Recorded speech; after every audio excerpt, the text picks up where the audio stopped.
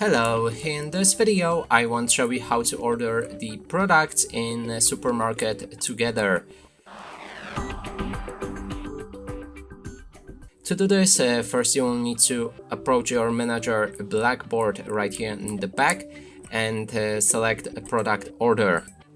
Then select the product types. In this case I have only basic products once, and you can buy them by clicking on the plus button like this and then confirm the buy order.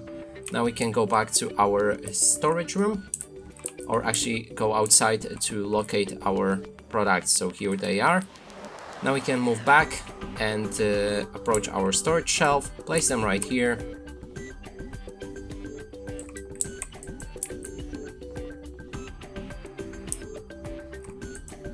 Then we need to press right click, or actually we can grab entire box and move to our store, and then just put it on one of the shelves like this.